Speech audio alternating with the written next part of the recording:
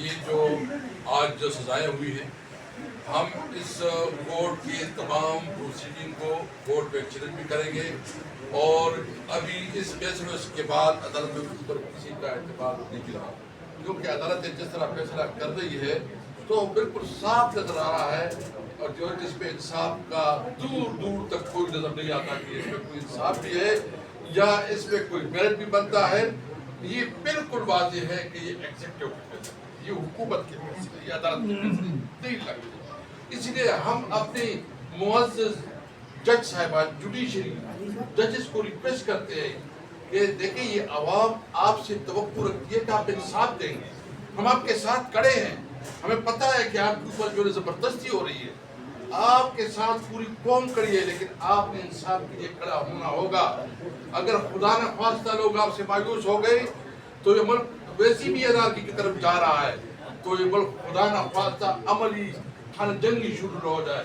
تو اس لیے میں چیف جسٹس آف پاکستان اور تمام چیف جسٹس صاحبان سے ریکویسٹ کروں گا کہ یہ آپ کی انٹیگریٹی، آپ کی ڈگنیٹی اور آپ کا جو کنسٹیٹیوشن رول ہے اس پہ سوالیہ نشان ہے کہ کیا آپ انصاف کے لیے کھڑے ہوں گے کہ نہیں کھڑے ہوں گے۔ اگر نہیں تو تاریخ تمہیں یاد رکھے گی۔ ہم تو کھڑے ہیں اور کھڑے رہیں گے، ہم تو لڑیں گے اور لڑتے رہیں گے، ہم آواز اٹھائیں گے۔ یہ پارلیمنٹ جو ربڑ سٹیمپ بنا ہے، یہ پارلیمنٹ جو ابن پارلیمنٹ اس کو کہنا اب برا ہے، یہ دستور سے بھی اس کی کنسٹیٹیوشن کمزور ہو چکی ہے نہ پارلیمنٹ کا۔ لیکن ہم اس لیے آج اس پارلیمنٹ میں بھی کہتے ہیں کہ جو لوگ یہاں بیٹھتے ہیں پارلیمنٹ کہتے ہیں اور اپنے آپ کو پارلیمنٹیرین اور منسٹر اور پرائم منسٹر کہتے ہیں، ان کی بیویاں، ان کی بچی بھی ان کو ایمنیز نہیں مانتے۔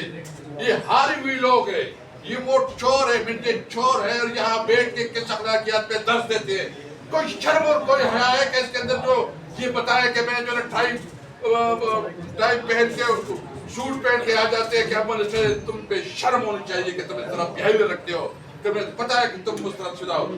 ہم اب بھی کہتے ہیں ملک کو آئین اور قانون کے مطابق چلاؤ، ملک کو رولز کے مطابق چلاؤ، عوام کی مینڈیٹ کو تسلیم کرو، اور ایک قومی ایجنڈے پہ جو کہ اس ملک کی اس وقت جو ہائبرڈ سسٹم ہے، یہ سسٹم چلنے والا نہیں ہے۔ نمبر 2، یہ بات بھی ہم واضح کرنا چاہتے ہیں کہ ہم کسی طور پر اپنی صوبے میں آپریشن نہیں چاہتے، نہ آپریشن چاہتے ہیں نہ کرنے دیں گے۔ جو رپورٹ آئی ہے ہم ابھی ایمنیز آپس میں کریں گے، احتجاج اس کے حوالے سے ہم اپنا عمل بنائیں گے۔ آپ ہمارے اوپر آپریشن کر کے ہمیں روزگار کیوں نہیں دیتے، ہمیں کاروبار کیوں نہیں دیتے؟ آپ ہمارے لیے روزگار کے مواقع دیں تاکہ ایکسٹریمزم کو شکست ہو۔ اس لیے اس کے بارے میں ہماری کلیئر پالیسی ہے پارٹی کی کہ ہم کسی آپریشن کو نہیں مانتے۔ تیسری بات جو ہماری ملاقات ہے، کمٹمنٹ پوری کر نہیں رہے، تیسری بات جو ملاقات ہے، میں یہ پوچھنا چاہتا ہوں کہ دنیا کی کس قانون کے تحت عمران خان کی ملاقات نہیں ہوگی؟ جیل مینول کے مطابق ایک عام ڈکیت، سمگلر، بدماش، مطلب کرمنل، اس کو ملاقاتیں ملتی ہیں۔ اس کا قانون میں اس کا ایک رول جو بالکل کلیئر ہے، جیل مینول میں۔ اچھا، عمران خان کو تو جیل مینول کے مطابق ملاقاتیں کرنے دو۔ جی اچھا، زئی صاحب نے بھی کہا اور زبیر عمر جو بھی کہہ رہے تھے کہ جب نواز شریف جیل میں تھا تو ایسی قطار لگی ہوتی تھی، کھانے ہوتے تھے، ملاقاتیں ہوتی تھی، مشاورت ہوتی تھی، اور پھر اس حد تک کہ جو پولیٹیکل ڈسکشن ہوتی تھی ان کے لیے الگ ارینجمنٹ تھی کہ وہ پولیٹیکل ڈسکشن کرتے تھے۔ اور تم اس ملک کو کس طرح لے کے جا رہے ہو؟ کیا تم سمجھ کے اپنے پوزیشن کو جو ہے نا تم دبا کے اور تو سمجھو کہ تم بہت بڑے شہر بن گئے؟ اس طرح نہیں ہوتا۔ آپ نے اگر ملک کو قانون اور آئین کے مطابق نہیں چلایا تو تمہاری بھی وہی حال ہوگا اور آپ سے برا حال ہوگا، کیونکہ ہم ابھی اپنی جدوجہد کو آگے بڑھائیں گے۔